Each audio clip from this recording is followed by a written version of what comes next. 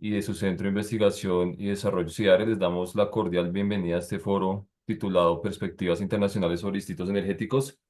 Este espacio que diseñamos para conocer de primera mano cómo se tiene las perspectivas en diferentes partes del mundo, en diferentes ámbitos, sobre estas tecnologías relacionadas a los distritos energéticos y cómo a través de ellas se están liderando temas como la transición hacia sistemas energéticos más eficientes, sostenibles y claramente de bajo impacto ambiental.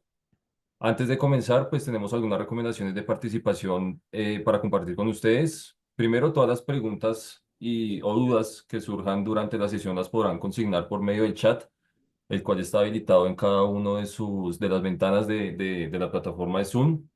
Estas podrán ser atendidas de nuestra parte al finalizar el espacio.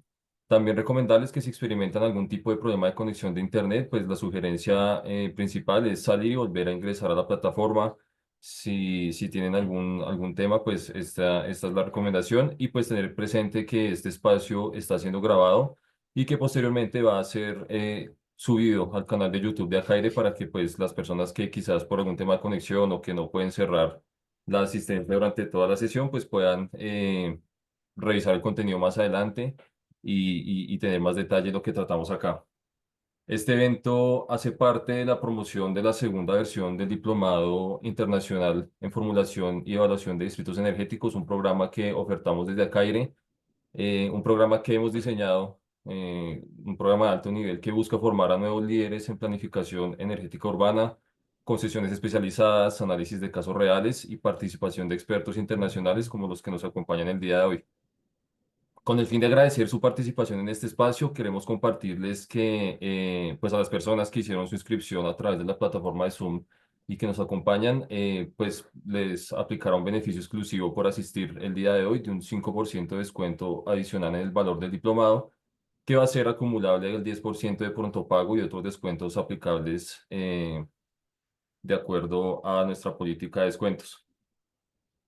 Al finalizar el foro, pues les compartiremos toda la información y tendrán nuestro contacto para tener un acercamiento directo para resolver cualquier inquietud relacionada con el diplomado.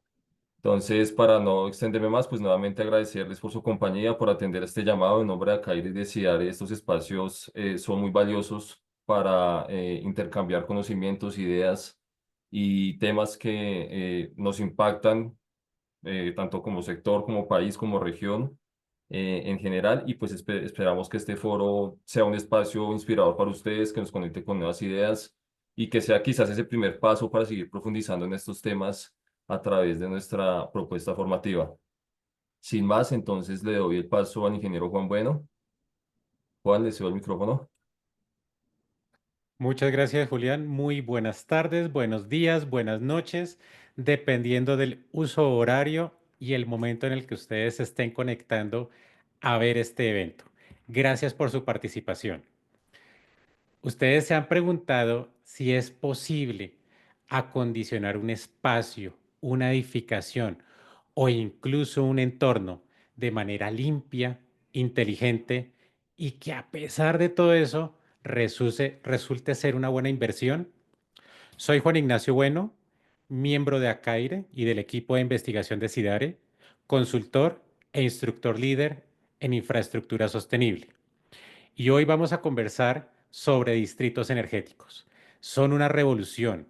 Nos permite dar una gestión a los entornos urbanos integrando energías renovables y energías existentes de combustibles fósiles, pero también tecnologías como almacenamiento y controles y automatización inteligentes, de una a múltiples escalas.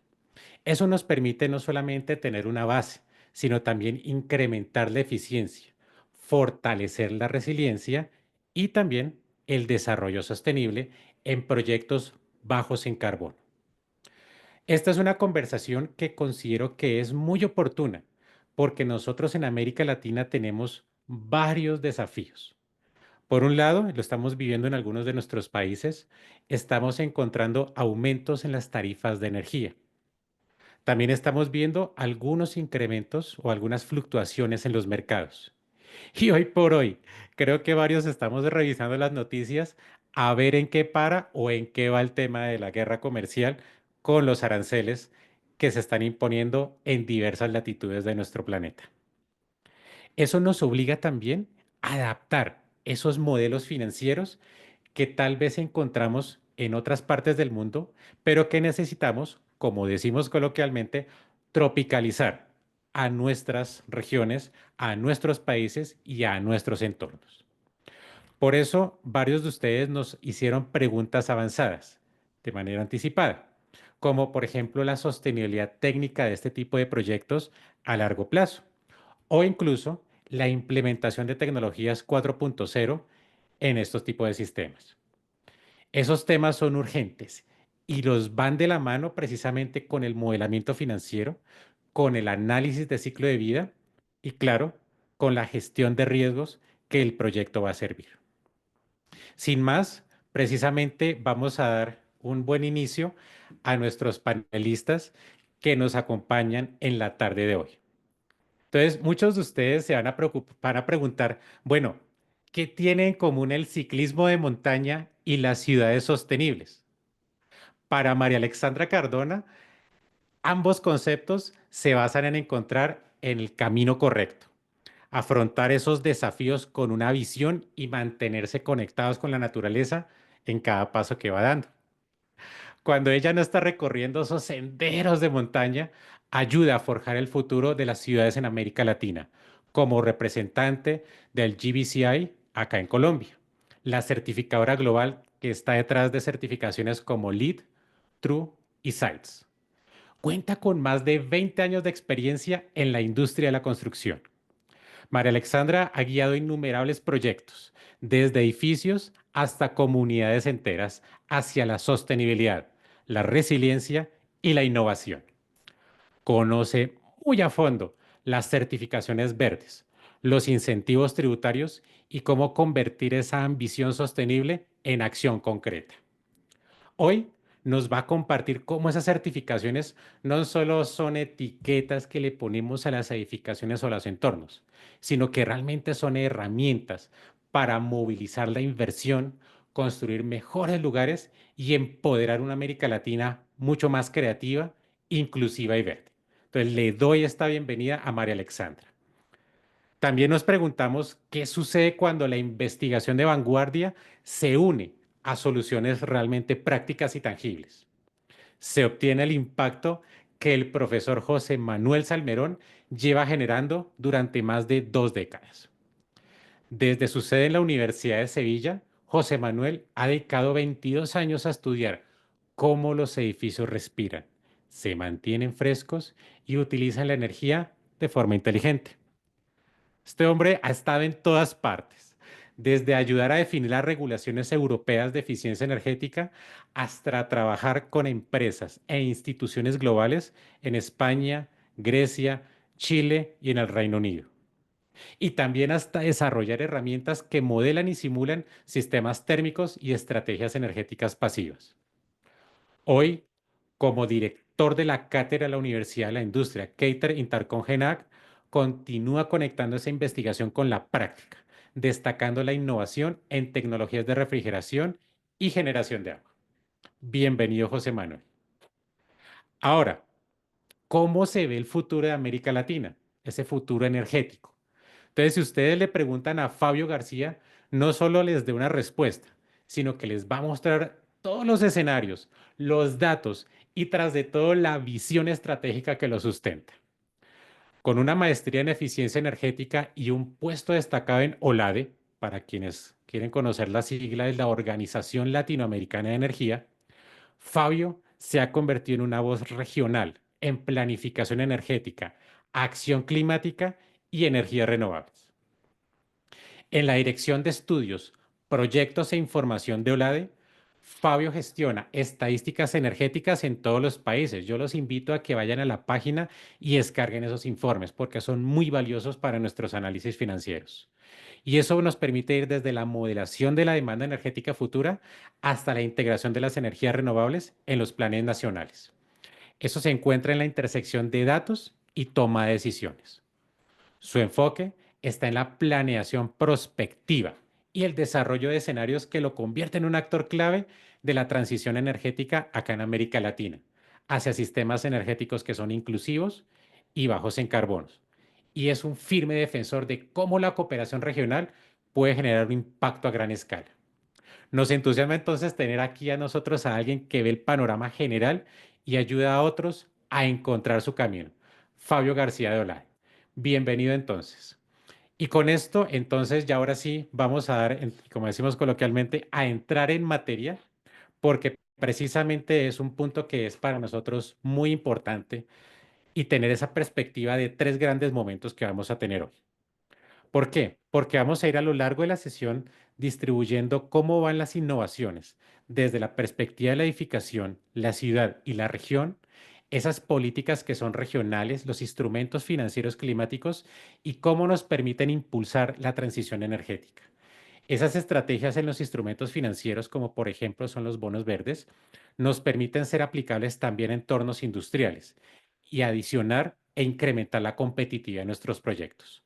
Vamos a fusionar entonces esa tecnología de vanguardia con esos modelos que ellos nos van a compartir hoy. Por eso, mis estimados, y con eso quiero empezar esta sesión, esta conversación realmente un poquito más para el día de hoy preguntándoles, bueno, a nivel de activo, a nivel de edificación, estamos viendo que nos hablan de tecnologías 4.0, la automatización, las certificaciones sostenibles a nivel de esa edificación. Todas esas innovaciones, pues bueno, son muy chéveres, son muy interesantes, pero esas iniciativas, esas innovaciones nos dan la base precisamente para el éxito de un proyecto más grande o más macro, como lo puede ser un distrito energético. Si te parece, María Alexandra, te invito a que arranques porque las damas son primero.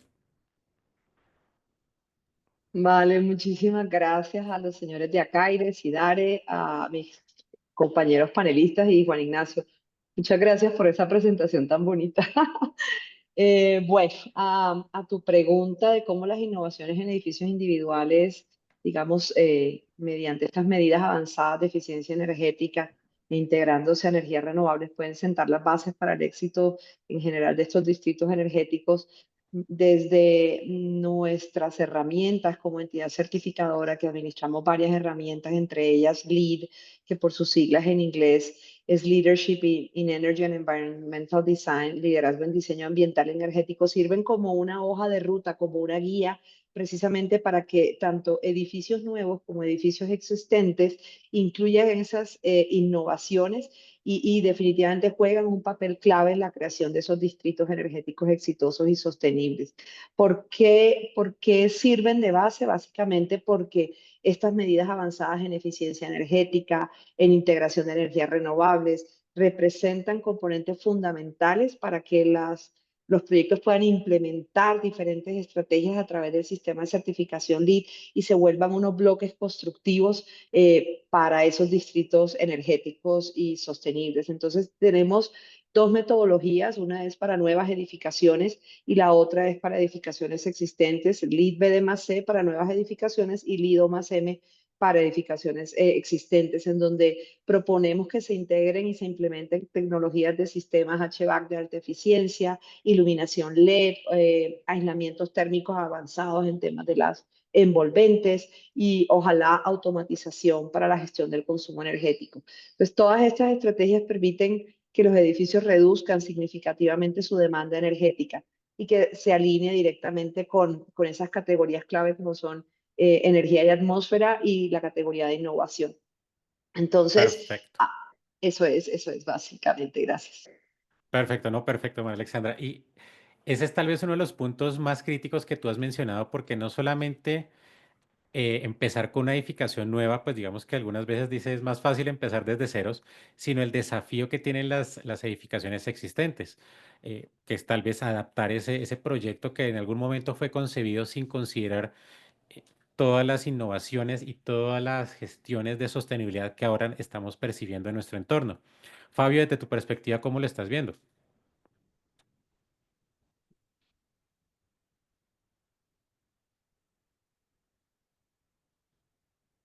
Tienes el micrófono en silencio, Fabio. Fabio.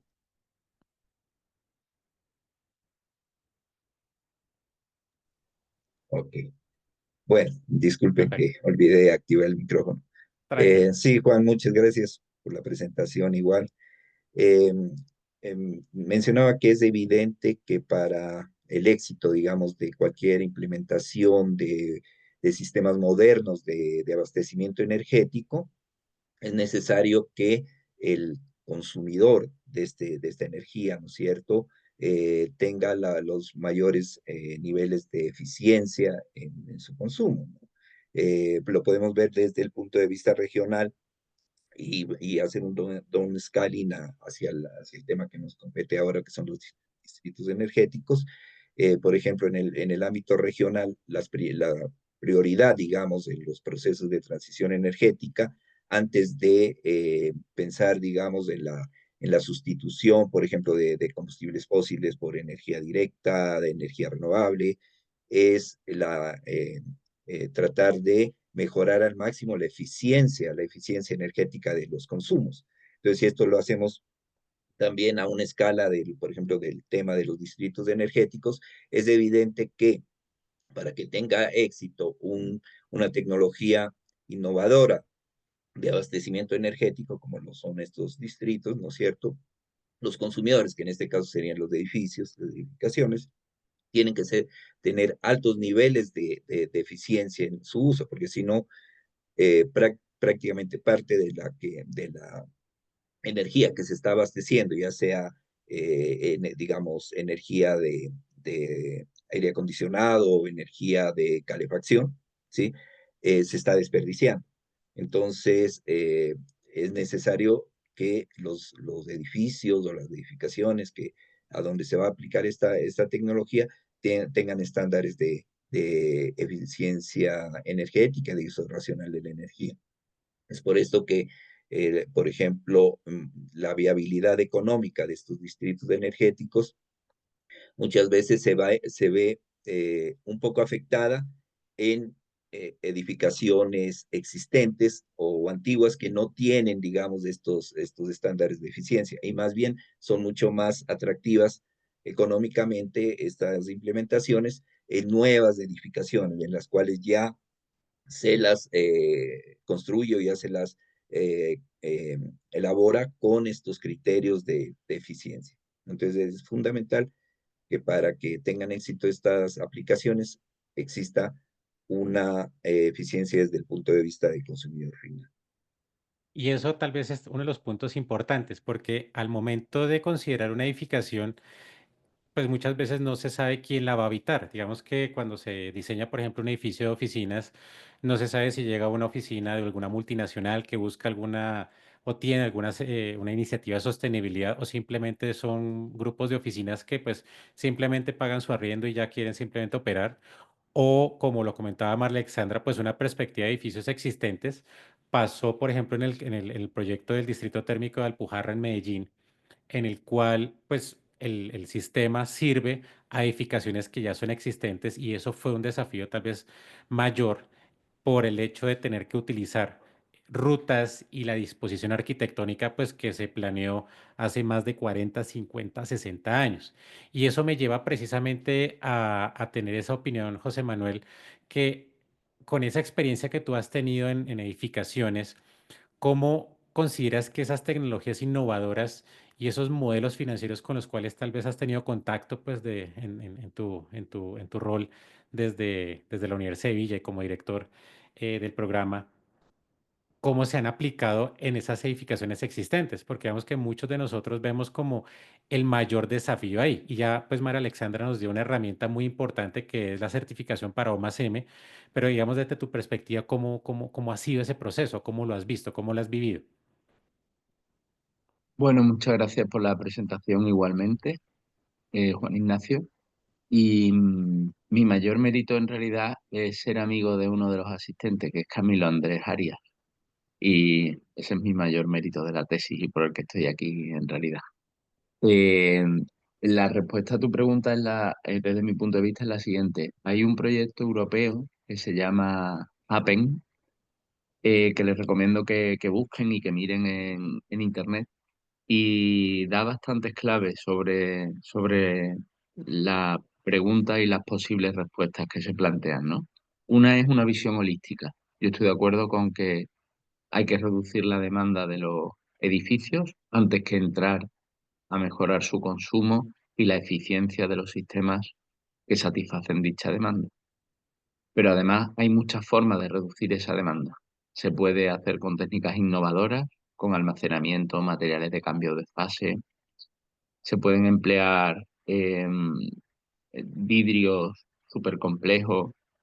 Se pueden emplear eh, tecnologías muy diversas, pero también tecnologías clásicas, que desde un punto de vista del coste son mucho más económicas. Entonces hay que poner en una balanza todo junto.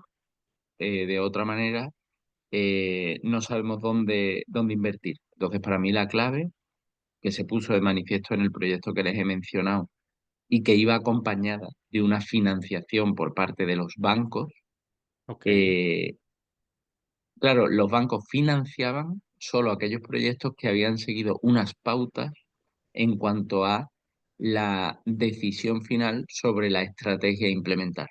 Es decir, que si el edificio mejoraba el aislamiento de las paredes, la calidad de los vidrios, la estanqueidad y después ponía alguna tecnología innovadora, eso se había hecho haciendo un análisis coste-beneficio en un horizonte de 30, 40 o 50 años.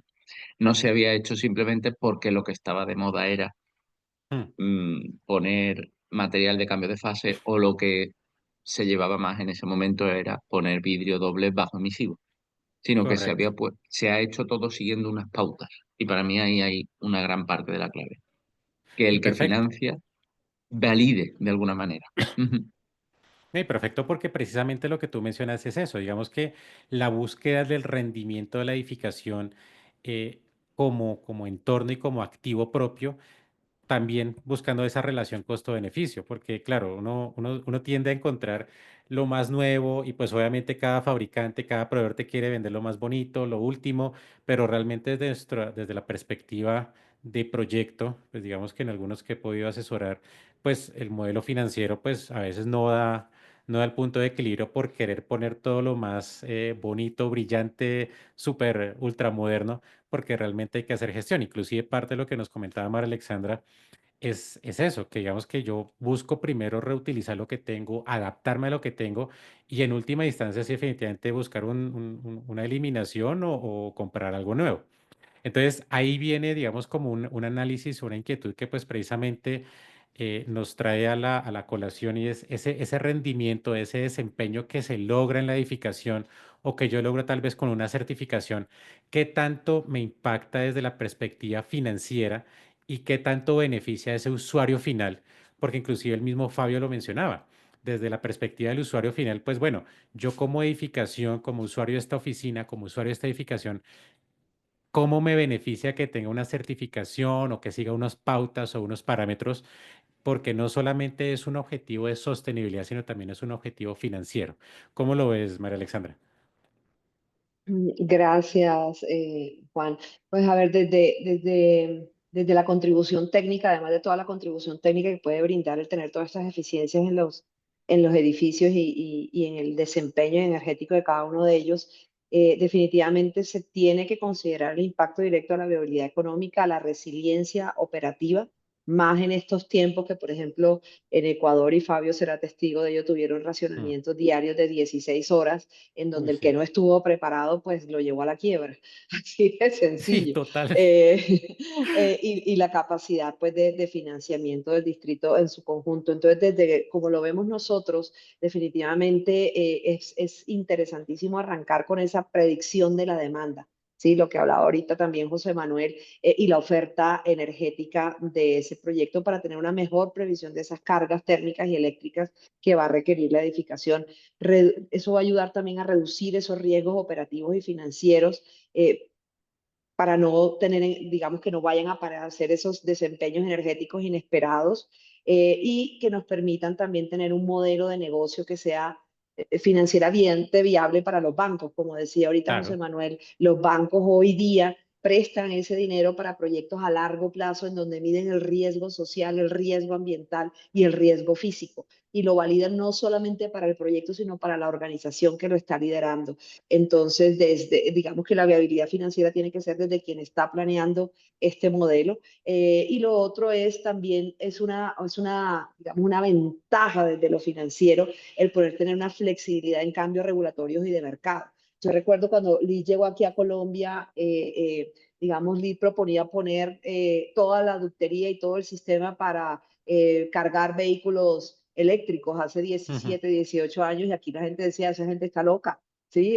¿Para qué ponen edificios o sea, para qué exigen este tema de tener los sistemas para poder conectar carros eléctricos en Colombia? ¿Cuándo va a haber un carro eléctrico? ¿Sí? Entonces, el tener esta flexibilidad y en donde hoy día se incentivan, por ejemplo, este tipo de vehículos es importante y esos cambios regulatorios y, por ejemplo, en nuestro país estamos viviendo esos cambios regulatorios que precisamente incentivan estos temas de eficiencia energética para que los edificios cada vez tengan una participación mayor en una economía descarbonizada. Y finalmente la participación activa del usuario final. O sea, para el usuario final es uno, tener esa mayor conciencia del uso energético y que puedan participar activamente con sus acciones, pero sí les va a generar beneficios, incentivos tributarios, incentivos técnicos, incentivos financieros, por lo menos en lo que está pasando en un país como en Colombia y en algunos otros países de la región latinoamericana. Gracias.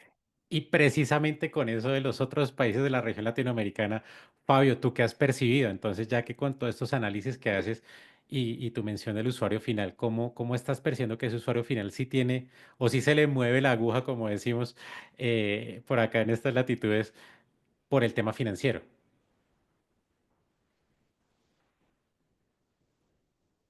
Tienes el micrófono en silencio, Pablo. Disculpen, me olvido siempre de activar el micrófono. Tranquilo. Eh, Uno de los aspectos que ha influido, digamos, un poco, bueno, a veces a favor o la mayor parte de veces en contra de las medidas de eficiencia energética, son, por ejemplo, subsidios generalizados a la energía, ¿no? Que se da en Ok. muchos de los países, ¿no?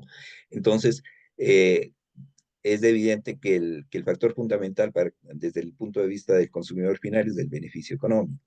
Entonces, si él no, por ejemplo, si goza de un subsidio donde el costo de la energía o el precio de la energía no es sincero, digamos, él no va a sentir ese beneficio, porque a lo mejor el implementar medidas de eficiencia energética para su edificación va a tener un costo de inversión que no lo va a poder recuperar con respecto a los ahorros que logre de energía, ¿no? Por el precio bajo de la electricidad, digamos, específicamente.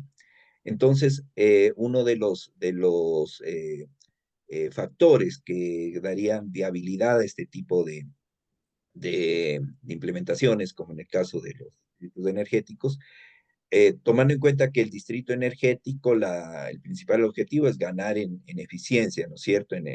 Se dice que, por ejemplo, en el caso del aire acondicionado, un distrito energético puede generar ahorros hasta del 50% de la energía comparado con un sistema individual en las edificaciones, ¿no? Entonces, lógicamente, si hay un ahorro de energía, también va a haber un ahorro en la factura energética. Pero es necesario que el usuario final sienta ese beneficio, ¿no es cierto? O sea, que sea para él rentable, por ejemplo, Ujú. hacer adecuaciones a su edificación, si es que es responsabilidad del usuario final, porque hay, digamos, también proyectos donde es el abastecedor de energía, en este caso el distrito, quien toma la responsabilidad, digamos, de hacer las adecuaciones en las edificaciones, porque le conviene a su línea de negocio, ¿no es cierto? A su modelo de Ah, negocio. Sin embargo, si es responsabilidad del usuario final, entonces, tomando en cuenta el costo de inversión de estas medidas de eficiencia, ¿no es cierto? Comparado con una tarifa más baja que logre, digamos, consumiendo energía, digamos, térmica del distrito energético, ya sea para refrigeración, perdón, para aire acondicionado, para calefacción, siente ese beneficio económico. Y hay que tomar en cuenta que no necesariamente las medidas de eficiencia energética en las edificaciones no necesariamente tienen que relacionarse con equipos costosos, ¿no es cierto? Porque hay las Ujú, medidas correcto. pasivas de eficiencia energética, ¿no es cierto? Pero eso viene, claro, desde las normas de construcción de las viviendas, de las edificaciones. Por ejemplo, aprovechar luz natural, aprovechar ventilación natural, ¿no es cierto? Entonces, esas medidas pasivas son mucho más eficientes económicamente porque realmente no tiene un costo adicional para el usuario.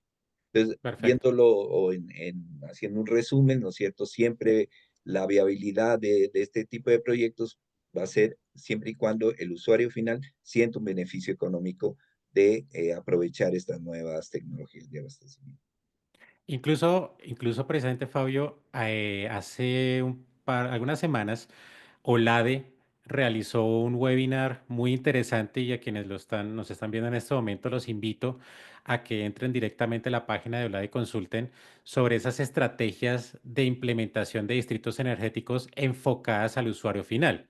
Y es tal vez una de es una conversación que fue muy interesante en su momento. Nuevamente los invito a que la consulten porque allí, claro, la perspectiva del usuario final es muy importante porque finalmente es quien va a hacer la demanda de ese consumo de energía térmica.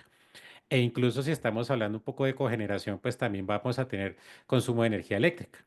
Eso permite pues que también la perspectiva del usuario final sea muy valiosa, no solo desde esa perspectiva individual, sino también desde el inversor, desde el momento que yo digo, pongo la plata para el proyecto, pongo la plata para la edificación, para ese entorno urbano, para de esa forma poder darme cuenta que es una cadena que está conectando a todo el mundo. Con eso vamos a revisar. Nuestra audiencia nos ha enviado un par de preguntas que digamos que vamos a utilizarlas para empalmar en el siguiente momento. Nos preguntaban precisamente sobre el papel de las energías 4.0 en esas perspectivas sobre los distritos energéticos.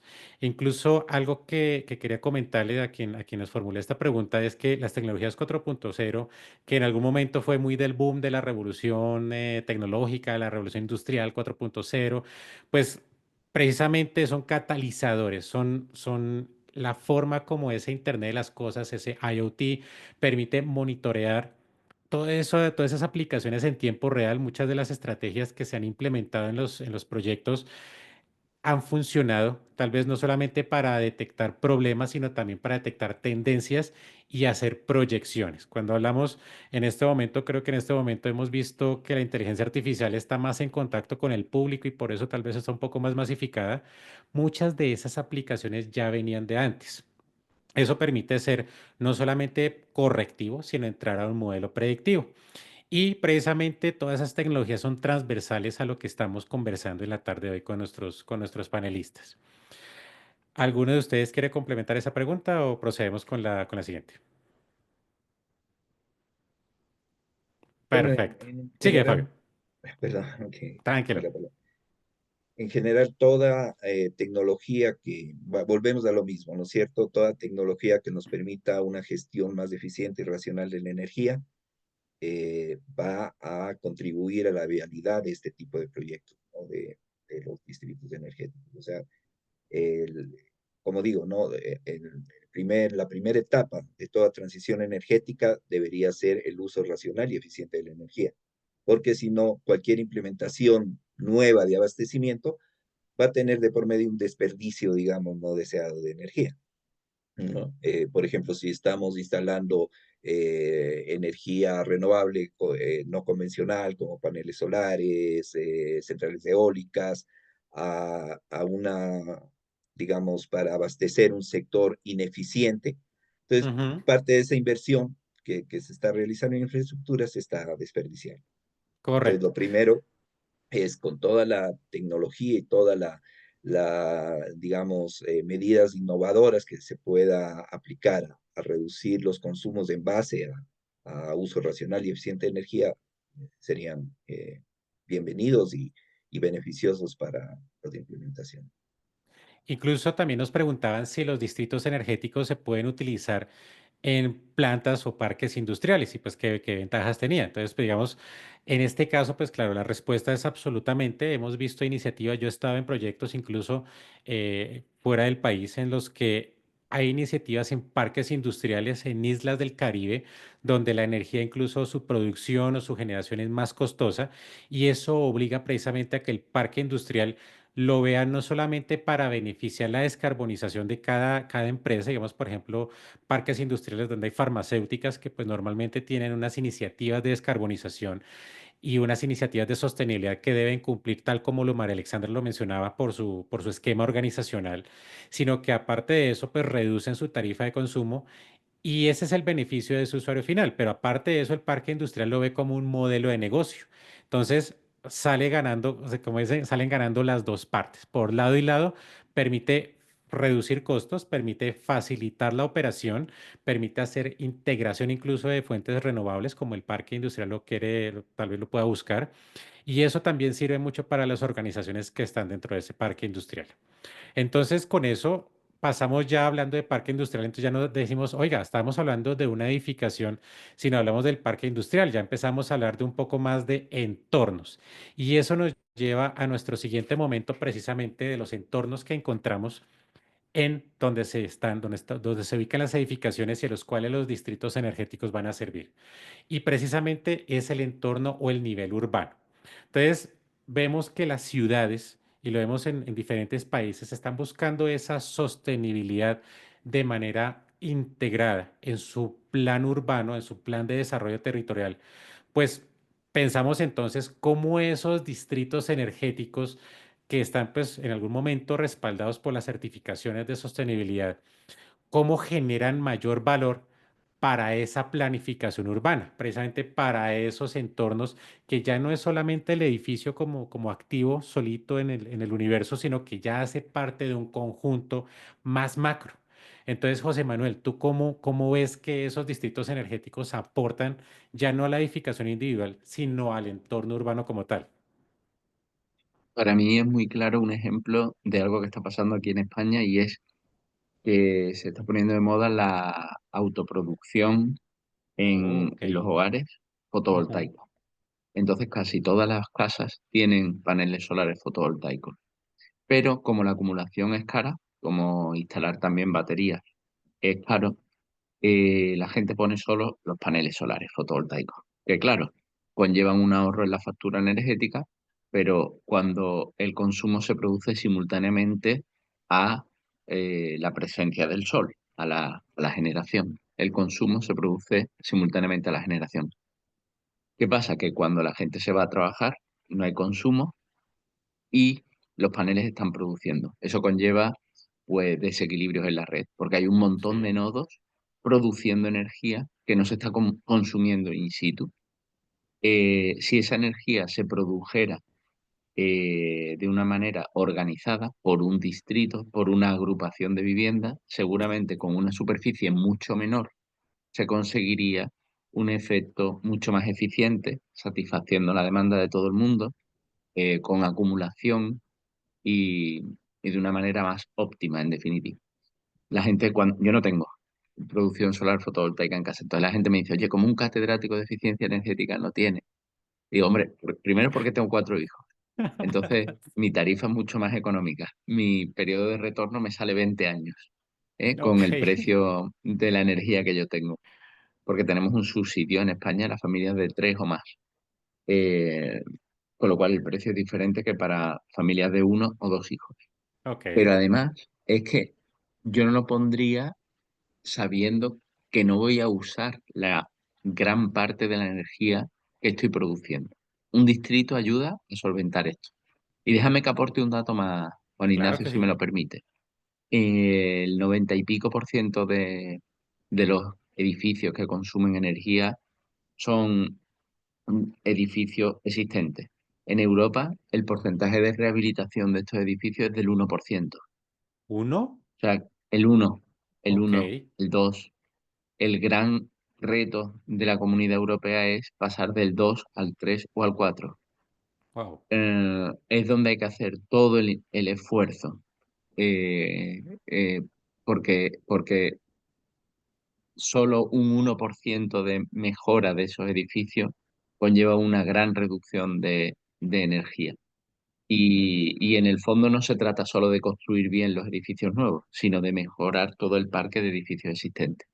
Y una situación en la que todos ganan es una situación en la que financieramente se estudian las medidas y así los bancos dan el crédito. Los consumidores tienen un estudio financiero adecuado, de tal manera que yo, que implemento en mi casa paneles fotovoltaicos, solares o implemento cualquier otra medida, sé cuál es mi periodo de retorno con mi precio real de la energía, con lo cual sé que dentro de 8 años voy a recuperar la inversión, o dentro de 7 o dentro de 12, pero lo sé.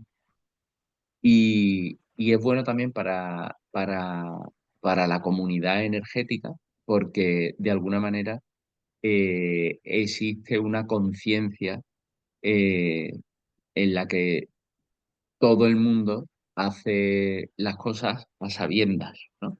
Entonces, pienso que es una situación en la que todos ganan. Cuando hay una información completa, un análisis de coste-beneficio, hace que el consumidor invierta en algo que sabe en cuánto tiempo va a recuperar y el dinero, la plata, para llevar a Ujú. cabo esa medida de mejora, se la preste el banco con un dato cierto y veraz. Y precisamente hablando del banco y de la información es traer esos inversionistas a los proyectos. Y nuevamente, la importancia de la información para que el banco, como nos lo decía María Alexandra al principio, pues tenga la tranquilidad de que el riesgo es más bajo y con base en eso, pues la tasa de interés esté proporcionalmente baja. Recordemos que en un modelo financiero, en cualquier proyecto de Project Finance, a medida que el riesgo aumente, pues la tasa va a aumentar, a medida que el riesgo baje, pues usualmente la tasa tiende a reducirse pues por esa proporcionalidad. Obviamente pues hay más variables, pero hay una relación que es, podemos decir, directamente proporcional. Fabio, entonces cuando hablamos precisamente de proyectos que nos integran en entornos urbanos, entonces hablamos ya de varias edificaciones o proyectos residenciales. ¿Cómo estas medidas o cómo los distritos energéticos pueden atraer esos inversionistas? Hablemos, por ejemplo, de una constructora que quiere o que tiene un proyecto de desarrollo residencial de 1.000, 2.000 apartamentos y un distrito energético puede hacerlo atractivo para ese inversionista o para ese banco. ¿Qué has visto tú? Bueno, si me permiten, podría comentar la experiencia de Chile, ¿no es cierto?, Ujú, respecto a los claro, distritos energéticos. A diferencia de Colombia, en Colombia entiendo que la mayoría de los distritos son para aire acondicionado, ¿no es cierto?, para enfriamiento, para enfriamiento. para enfriamiento. En cambio, en Chile, los distritos energéticos tienen como objetivo la calefacción, ¿no? Y el objetivo es desplazar el uso de leña, ¿no? Por las repercusiones para la salud que tiene el uso de la leña no certificada, por sistemas pues de calefacción distrital, ¿sí? Eh, con base a, por ejemplo, a bombas de calor, ¿no? Ujú, Incluso con uso de biomasa forestal, pero biomasa forestal certificada, de manera que no tenga tantas repercusiones lo que son emisiones de partículas, etc. Eh, Me comentaban que en Chile se analizan como 16 proyectos para implementar estos distritos energéticos, de distritos de calefacción. Y de estos 16 proyectos, algunos tenían que ver con viviendas particulares, es decir, casas, ¿no? Casas específicamente, y otros con edificios, ¿no? Con edificaciones, sobre todo gubernamentales, y que de los proyectos analizados, ninguno de los que tenía que ver con viviendas individuales o familiares fue viable económicamente, ¿no? Porque en Chile, digamos, el abastecimiento de energía es principalmente del ámbito privado, ¿no? Entonces, ok, económicamente no, el abastecimiento de energía a viviendas individuales no fue viable, pero sí resultó viable. Por ejemplo, ya tienen un par de proyectos piloto pero que abastece a edificaciones principalmente gubernamentales, ¿no? Entonces, uno de los factores ya desde el punto de vista de planificación urbana para hacer viable este tipo de proyectos energéticos, de distritos energéticos, es aumentar la densidad de la demanda, ¿no? Ok, Entonces, porque claro, si está dispersa la demanda, va a ser menos factible económicamente el proyecto, pero si, por ejemplo, desde una planificación urbana se crea focos de alta demanda, ¿no?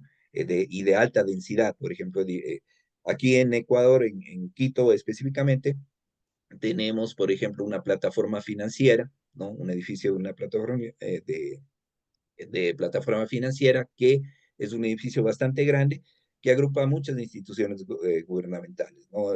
Principalmente relacionada con bancos del Estado, con el Seguro Social, incluso con el servicio de rentas internas, ¿no? Está todo concentrado en ese banco.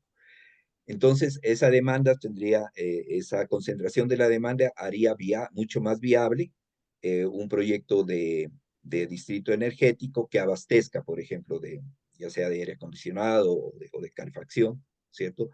Que si la demanda está dispersa, ¿no? Entonces, en la planificación urbana, ya viéndolo a futuro, si es que se desea favorecer este tipo de proyectos de distritos energéticos, habría que pensar en crear focos de alta demanda. Lógicamente, para que sea atractivo para un particular, no para un privado, ¿no? perfecto. Ahora, por ejemplo, lo que también me comentaban en el caso de Chile es que si bien el aspecto económico para los privados, digamos, no sería viable las viviendas familiares, Ujú. desde el punto de vista público, o sea, para el Estado, sí sería viable, no tanto, no digamos desde el punto de vista económico, sino desde el punto de vista social, ¿no es cierto? Porque el poder desplazar el consumo de leña con base a estos distritos térmicos que provean calefacción y desplacen este uso de leña, aunque no sea viable económicamente, pero socialmente sí es viable por las repercusiones que, repito, tiene el alto consumo de leña y ahí están también aspectos como de género, por ejemplo, que las mujeres, los niños son los principales afectados por el alto consumo de leña. Entonces, si bien no tendría una visión de réditos económicos, pero sí desde el punto de vista social. Incluso precisamente tú mencionas un punto muy importante y es la densidad urbana. Y con base en eso, hablando no solamente de la ciudad, sino como tal de las comunidades, María Alexandra, ese efecto desde tu perspectiva también es aplicable, digamos que para atraer inversionistas y con tu experiencia, pues que has trabajado con varias constructoras que han impulsado el desarrollo de comunidades y ciudades con este tipo de certificaciones. ¿Cómo se maneja cómo se maneja esa densidad para poder atraer precisamente inversión? Lo vemos, por ejemplo, en los casos de Cartagena, en Serena del Mar, que es uno de los proyectos que está siendo servido por un distrito térmico. Sí, quisiera como atar varias cosas de lo que ha dicho tanto José Manuel como Fabio. De esto último que ha dicho Fabio, sí, en la herramienta del lead para ciudades y comunidades, nosotros promovemos algo que llamamos los centros compactos y completos, es decir, Mm, buscamos densificar, ¿sí? perfecto. Entonces, digamos que desde ahí se enlaza totalmente todo lo que él venía diciendo de encontrar esos mapas energéticos. Aquí en Colombia, inclusive ya hay una aplicación, una plataforma que identifica esos mapas energéticos por ciudades. Entonces podemos identificar claramente en dónde están estas zonas densas, en donde sería mucho más, digamos, viable y eficiente tener un distrito energético. Y digamos que como tal, el utilizar este tipo de infraestructuras no solamente son claves para la descarbonización, sino que realmente se convierten en catalizadores urbanos, ¿sí? Cuando están integrados a una estrategia de sostenibilidad que pueda llegar a ser verificable. Entonces, eso definitivamente valoriza estos entornos urbanos y los hace más atractivos ante diferentes inversionistas, tanto a nivel global como a nivel local. Y esto no solamente se valida porque haya un desempeño ambiental, sino porque también permite que haya una capacidad institucional para planificar, para monitorear y para mejorar continuamente estos sistemas urbanos. Entonces, en ese contexto, amplifican el valor porque pueden proveer data que sea medible, que sea trazable y hacer sinergias con otras dimensiones pues, de la sostenibilidad urbana, generando así una confianza institucional y confianza técnica para quienes van a invertir en este tipo de tecnologías y de innovaciones.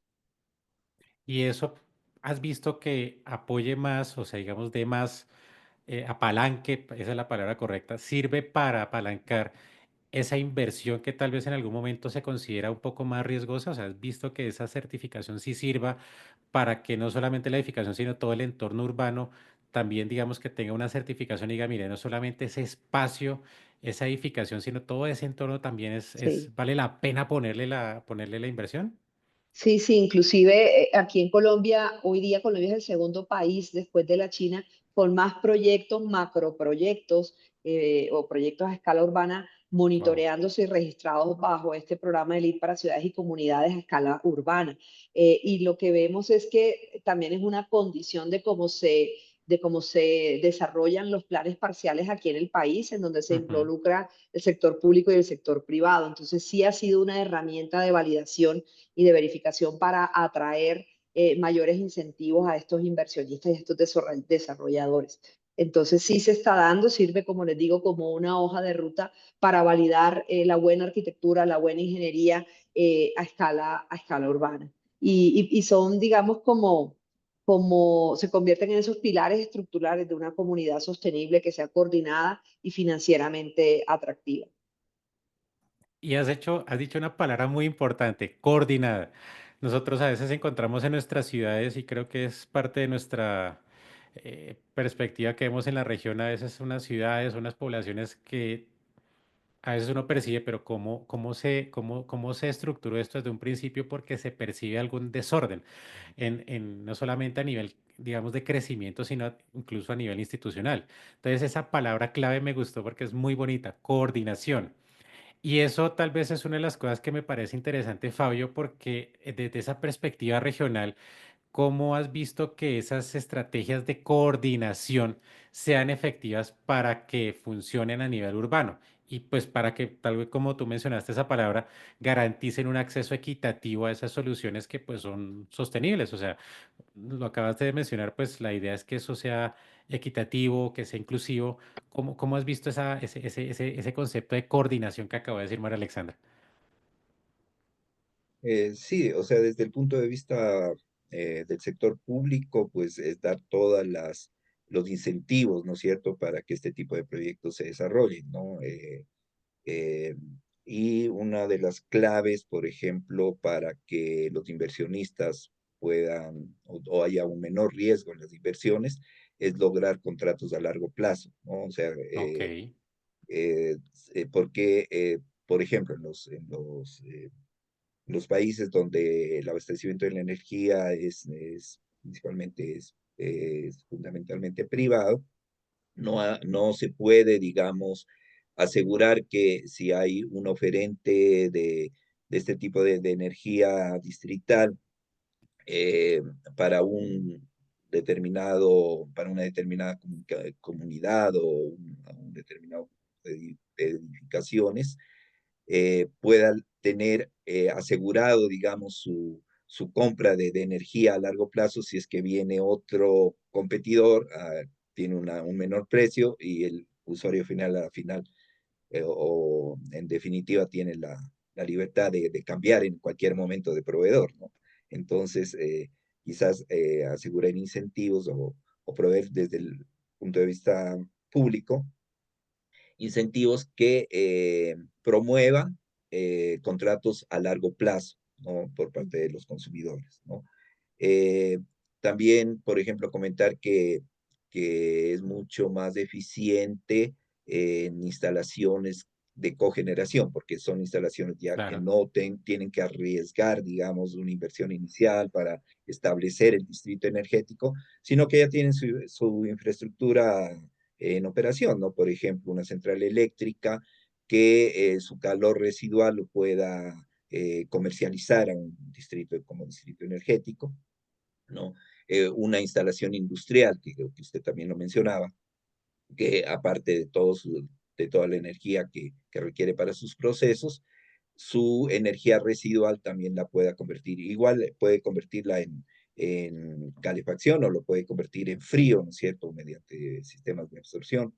Entonces, ahí sí sería lo más conveniente económicamente, porque no tienen que hacer inversiones, o sea, muchas inversiones adicionales, ya tienen su infraestructura operando, ¿no es cierto? Y ganan desde el punto de vista del operante de esta energía, ganan en su eficiencia energética, en su productividad, ¿no? Porque aparte de los ingresos, digamos, de su modelo principal de negocio, por ejemplo, de la central eléctrica, aparte de sus ingresos por la venta de energía eléctrica, también van a tener ingresos por el comercio de este calor residual, o como lo digo, también puede ser de energía de frío.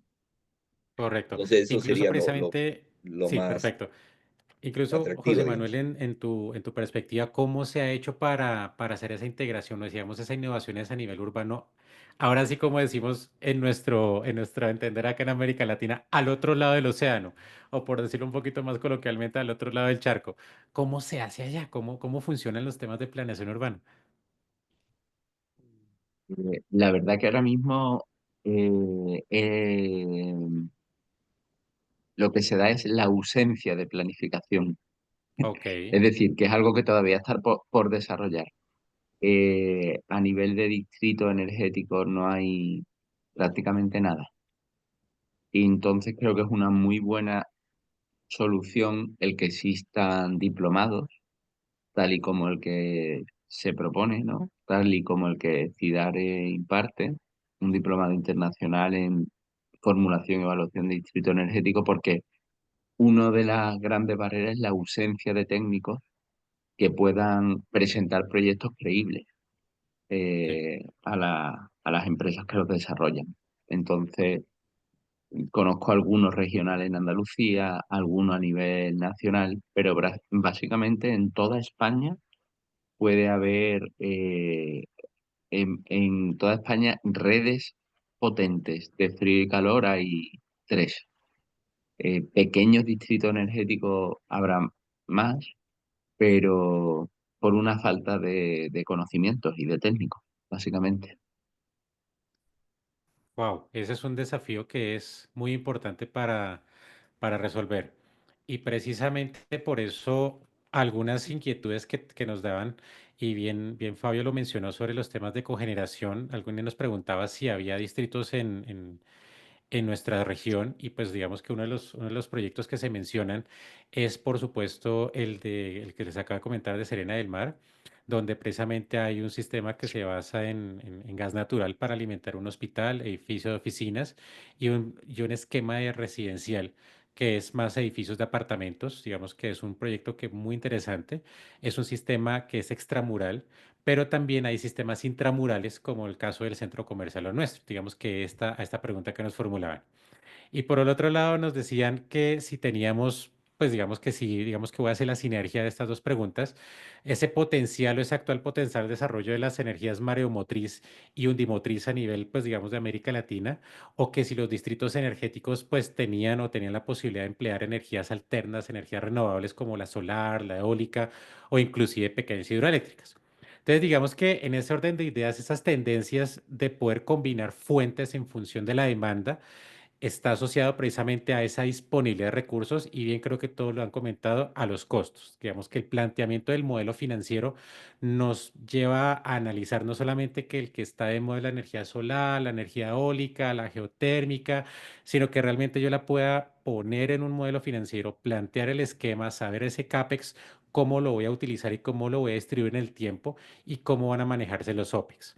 Para quien nos hizo la pregunta de las energías oceánicas, la mareomotriz y la undimotriz, pues son de interés a futuro, digamos, por el lado nuestro, digamos que por el lado de América Latina, es sobre todo más para los distritos que son costeros, pues digamos que es un acceso, pues que puede ser dependiendo del tipo de aplicación Aquí les recuerdo, pues, digamos que para el caso de la mareomotriz, pues, en la región Caribe, en el sector Caribe, pues, digamos, por ese rango intramareal, pues que es relativamente bajo, que es más o menos unos 50 centímetros, pues no es muy aplicable, digamos que no le encontramos, no se encuentra mucho interés. Acuérdense que esa mareomotriz depende de la variación vertical de las mareas.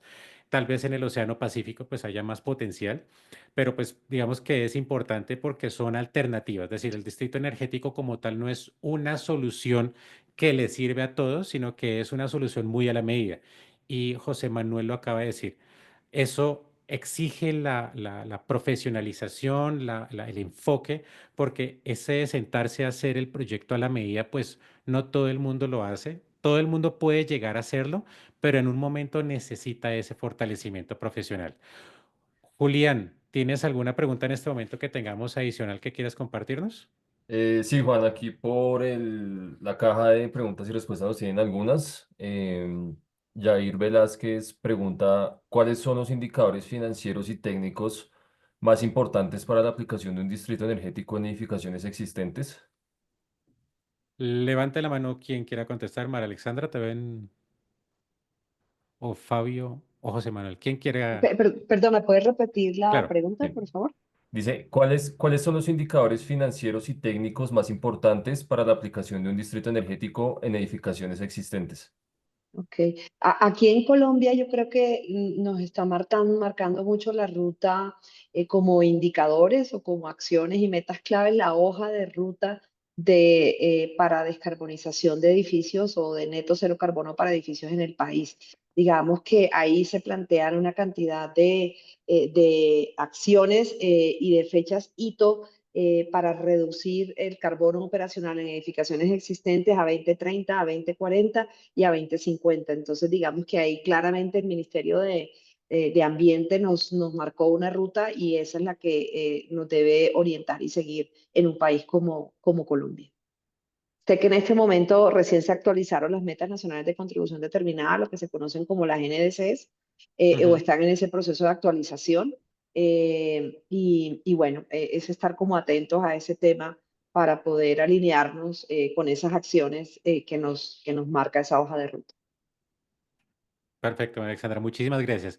Incluso ya llegando a nuestro tercer momento y el tercer y último momento, estamos viendo cómo América Latina, ahora ya salimos del edificio, vamos a la región, a la parte urbana, ahora nos vamos a América Latina como región o inclusive como países. Estamos viendo que hay problemas de escasez de agua que nos ha llevado a situaciones de cortes de energía, lo que acabamos de vivir en Ecuador, en Colombia, en Bogotá estamos viviendo cortes de agua todavía. Entonces, esos distritos energéticos, ¿cómo pueden impulsar precisamente ese apoyo de políticas? O sea, ya viéndolo desde un punto de vista más macro, esas políticas que pueden impulsar que el país decida decir, vamos por este camino o vamos por este otro para poder también movilizar esos recursos desde el sector público, desde el sector privado. María Alexandra, ya que estabas completando esa idea, si quieres darnos ese redondeo.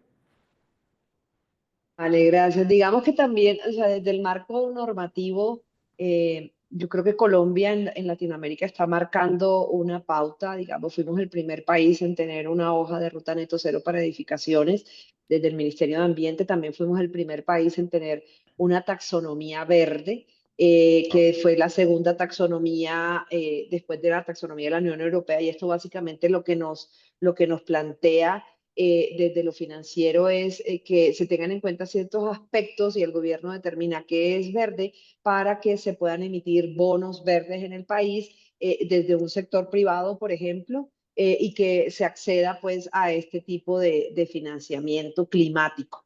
Entonces, ya hoy hay mucha cooperación internacional Ujú. que exigen estos reportes y que exigen estas mediciones y que permiten pues que se incorporen este tipo de innovaciones para que puedan ser financieramente viables con estos incentivos que ya hay a nivel nacional. Y estas taxonomías ya se están creando también, ya México también la sacó, Wow. se está desarrollando una taxonomía verde para la región de Centroamérica. también se está desarrollando ya. Chile tiene un liderazgo importante en el tema de conocimiento y aunque allá el financiamiento es bien diferente, por ejemplo, el que tenemos acá en Colombia, pero ya ha venido avanzando esto. Entonces, a escala urbana, digamos que el contar con este tipo de a escala, digamos, latinoamericana, el poder contar con diferentes metodologías, hojas de ruta y marcos de referencia que sirvan como un mecanismo de gobernanza y de estructuración técnica, son claves para el buen desarrollo de este tipo de innovaciones a nivel regional. Eso Inclusive sería como en mi mencionaste un parte. tema súper importante y es la taxonomía verde. Y esa iniciativa que también, digamos, esta mañana justamente estaba revisando ese tema para el desarrollo de bonos verdes y con base en la taxonomía verde que se desarrolló en la Unión Europea, José Manuel, precisamente cómo ha impactado eso en el desarrollo de proyectos en la región. ¿Cómo lo has visto tú, digamos, para no solamente el bloque como tal, el bloque de la Unión Europea, sino también para casos ya más individuales, en el caso de España y tal vez pues de algunos países en los que hayas tenido también contacto? Em, la- la- los intereses del país, en definitiva, son los mismos que los intereses de los individuos, ¿no? Si Sí. los individuos de los consumidores en los edificios pagan por energía final, los países pagan por energía primaria, aunque no son lo mismo, ni mucho menos. Cuando se reduce el consumo de energía final, también se reduce el consumo de energía primaria. Por lo tanto, los beneficios del país van aparejados, van unidos, van ligados a los beneficios de los individuos. En el caso de los países, digo que lo que le interesa es la energía primaria. Bueno, la Ujú. energía final es la de los consumidores final, la que pagan los consumidores finales en su factura, así que se ve evidentemente. Pero la primaria es la de los países porque de ella dependen las importaciones y exportaciones de energía. Entonces, toda la energía que hay que comprar del exterior, que no sé si pasa en sus latitudes, pero en España es muy común y en Europa es muy común, se importa el 70%, el 80% de la energía que se consume. En España un porcentaje aún mayor, pues hay una dependencia del petróleo muy grande. Ujú. Entonces, los beneficios del país están ligados a la energía primaria, pero en el fondo, aunque no son exactamente lo mismo, van ligados a los del individuo. ¿Qué pasa? Que los países intentan potenciar la renovación energética de edificios y que esa renovación se haga bien, no sea una renovación ligada únicamente a la tendencia del momento. Para ello hay proyectos de rehabilitación a nivel nacional y a nivel regional que financian una parte de la intervención que se haga. Entonces, lo que yo veo es que existen iniciativas, pero que no son suficientemente amplias. Ok. Son iniciativas puntuales, iniciativas que están dotadas económicamente, pero que normalmente se agotan pronto y que no se gestionan de forma ágil por los gobiernos, de tal manera que uno solicita una ayuda y puede tardar en saber si la tiene concedida o no 8 meses. Y en esos ocho Wow. meses ya ha hecho la obra Sí, o claro. si se espera, puede que cuando la obra se vaya a ejecutar ya haya otra tecnología que haya bajado el precio y que sea Ujú. más interesante. Entonces, pienso que ahí falta falta una aportación económica mayor y falta agilidad en la gestión. Wow. Incluso precisamente esa pregunta que decías que cómo será nuestra latitud, yo sé quién la responde y es Fabio. Y parte de Mm. esa inquietud, y quiero ya para cerrar esta sesión, que tú también tocaste un punto muy importante y lo estábamos viendo esta mañana, y es el segundo curso de la invitación que les hago para que lo hagan en la plataforma de Olade. Es el curso que están ellos en este momento llevando a cabo sobre género y pobreza energética. Me pareció que es un tema bastante interesante. Entonces, conecta con uno, esa idea, y dos, con precisamente, bueno, estamos trabajando en proyectos, la ingeniería, alto nivel, ya un poco más específico, pero también cómo se puede promover más que se empodere más a las mujeres como la ingeniería, la arquitectura, esas líderes empresariales en las innovaciones en la implementación de estos proyectos? ¿Cómo lo estás viendo? Eh, bueno, primero haciendo referencia al comentario respecto a que en algunos países de América Latina y el Caribe se ha tenido problemas por la alta dependencia, por ejemplo, de los sistemas de generación eléctrica de una sola fuente renovable, como es el caso de la hidroenergía, ¿no es cierto? Que por largos periodos de sequía se ha visto afectado el abastecimiento. Recientemente, hace una semana más o menos, hubo un panel en OLADE sobre el porqué de los apagones, ¿no? En América Latina y el Caribe. Entonces, justamente cuando el sistema energético del país depende de una sola fuente, en este caso del sistema eléctrico, me refiero específicamente, depende de una sola fuente, como en el caso del Ecuador, pues, ¿no es cierto? Un 80% de la generación eléctrica en el Ecuador depende de la hidroenergía. Entonces, si viene una época de sequía, pues vamos a tener siempre problemas de abastecimiento.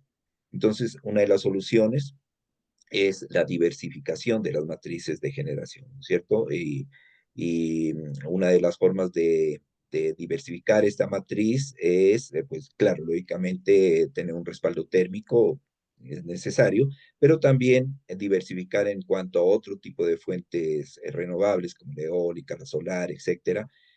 Sin embargo, por ejemplo, ahí como lo había mencionado Juan Manuel, una dispersión de este tipo de proyectos puede crear también inestabilidades, puede crear inestabilidades en la red y puede también perjudicar la seguridad energética del país. Entonces, otra de las alternativas es la integración energética, ¿no? La integración energética de sistemas complementarios. Tenemos muchos países en América Latina que están interconectados y tienen eh, sistemas estacionalmente complementarios, ¿no es cierto? En Colombia, igual con Ecuador, ¿no? Estamos interconectados y, por ejemplo, en la última crisis que tuvimos en Ecuador, fue Colombia quien nos proporcionó energía a través de la interconexión.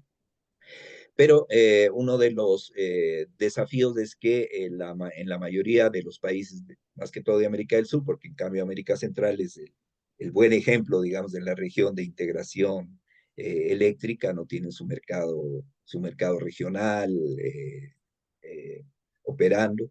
En cambio, en América del Sur, las transacciones energéticas se dan de manera bilateral, ¿no? Ujú. No subregional o regional, que sería lo óptimo, ¿no? Ese es uno de los desafíos que habría que, que superar. Y también en cuanto a este factor, ¿no es cierto?, del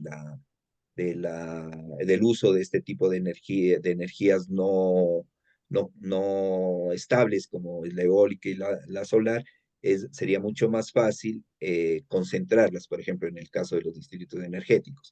Y por economía de escala, se daría mucho más factibilidad económica a grandes centros, ¿no es cierto?, de abastecimiento, de generación distribuida, por ejemplo, a base de generación eólica, de generación solar, que en el caso de las fotovoltaicas tener en cada vivienda un sistema, ¿no?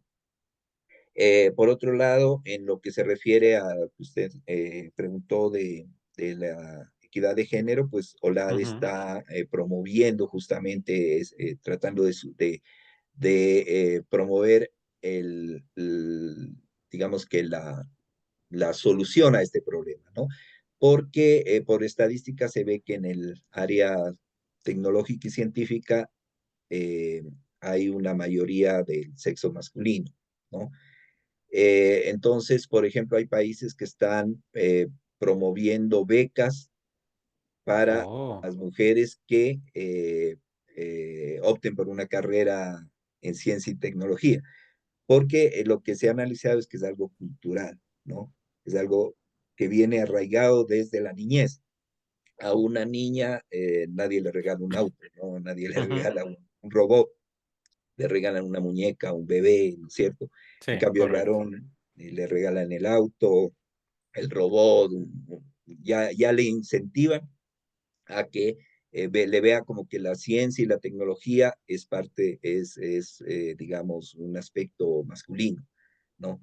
Entonces, eso es un aspecto cultural que hay que romper, y por eso muchas universidades, tanto por ejemplo en Ecuador como en otras partes de América Latina, tienen becas específicas para mujeres que incursionen en ese ámbito de la ciencia y la tecnología, ¿no? Que son becas, por ejemplo, del 50% si son universidades privadas, hasta el 50% de la colegiatura, e incluso concursos en los que estas aspirantes, ¿no es cierto?, a carreras tecnológicas pueden llegar a obtener becas de hasta el 100%, ¿no?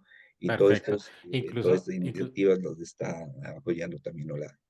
no, incluso esas perspectivas son chéveres y a mí me parece muy importante para cerrar ya.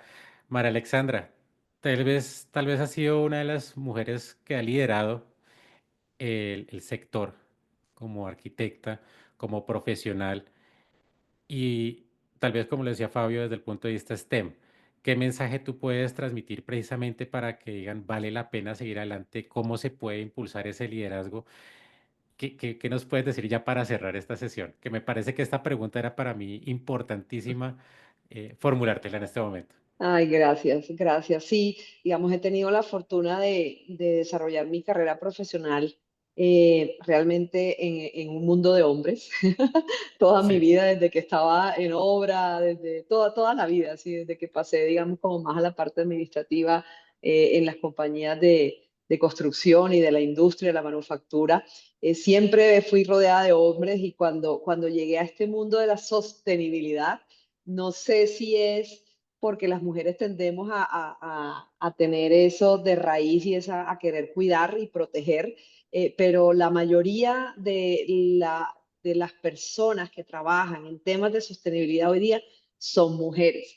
Entonces, la invitación es a atreverse a que definitivamente el poder trabajar de la mano de ingenieros, de arquitectos, definitivamente nos da la oportunidad también de crecer profesionalmente y que en el mundo de la sostenibilidad, el que abraza la sostenibilidad abraza la innovación.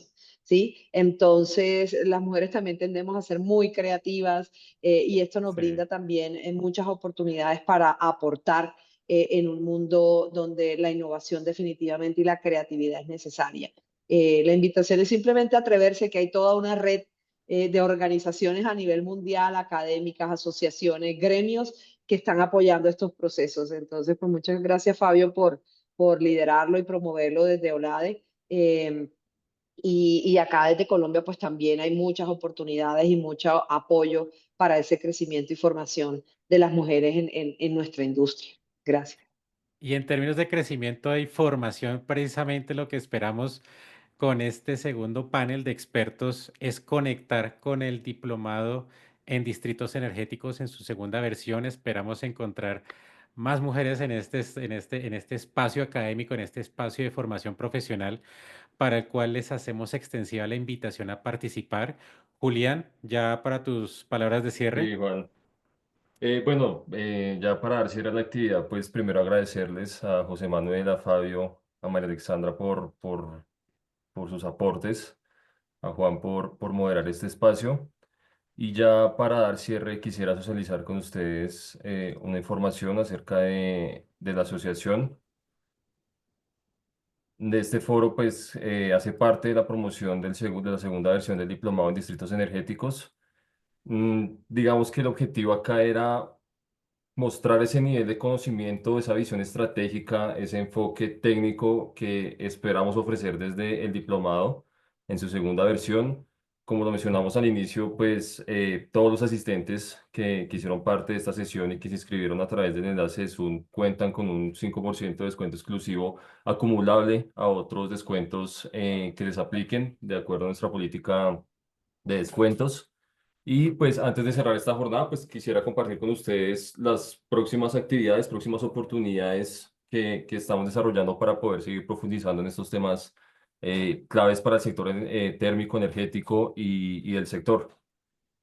Primero, pues invitarlos a estar conectados a toda nuestra parrilla de formación, donde desarrollamos una serie de cursos enfocados no solo a distritos energéticos, sino también a aire acondicionado, a refrigeración, a temas financieros, a todos esos aspectos técnicos y financieros también que fortalecen las capacidades del sector, que fortalecen a todos los actores clave del sector HVAC y de refrigeración y distritos.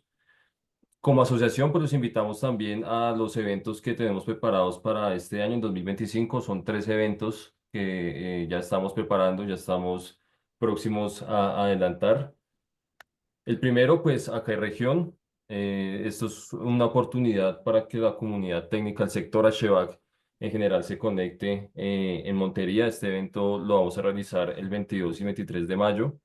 Es básicamente un espacio para fortalecer esas capacidades en climatización, refrigeración, sostenibilidad también, que es un tema muy interesante y muy transversal a todo esto, con charlas técnicas, exhibiciones, espacios de networking, para que lo tengan en cuenta dentro de sus agendas. También Expo Acaire en su versión número 24 en este año lo vamos a desarrollar en Barranquilla del 13 al 15 de agosto. Esta es básicamente una vitrina de innovación que desde Acaire promovemos también dentro de toda la aplicación a nivel nacional, a nivel país para el sector HVAC. Son 3 días de conferencias, de relacionamiento con empresas líderes en el sector, también de compartir experiencias e innovaciones tecnológicas. Y por último, el Seminario Internacional de la IAR en Cali. Este seminario es una actividad que se hace en alianza con la IAR, dirigida a todo el tema de refrigeración natural. El, básicamente reúne expertos, empresas y también esas experiencias claves para el avance de este sector, que también es muy clave en la región, no solo en el país, sino también en la región. Y para más información sobre estos eventos, pues los invitamos a contactarnos a través de este enlace QR o a través del contacto que estamos compartiendo en la parte inferior del slide. Por último, y sin más que agregar, pues la invitación de nuevo que hicimos al inicio de esta actividad, esperamos verlos, primero agradecemos su asistencia a este foro, esperamos verlos en la próxima versión del diplomado en formulación y evaluación de distritos energéticos.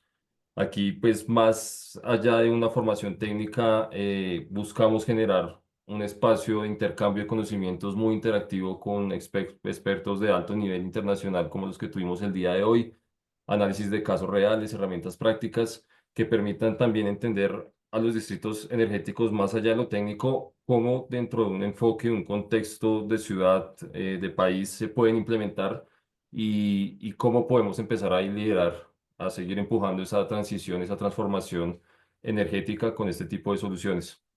Entonces, sin más, pues de nuevo reiterarles mi agradecimiento para Kairi y para Ciar. Es un gusto compartir estos espacios con todos ustedes, ver el interés que tienen en estas actividades y pues esperamos verlos en una próxima oportunidad. Gracias a todos ustedes, gracias por conectarse, a José Manuel. Buenos días, al resto de los que estamos en horario uso Ujú. colombiano, buenas noches y buenas tardes. Buenas noches, Luego, muchas gracias. muchas gracias. Muchas gracias, un gusto. Buenas noches. Igual.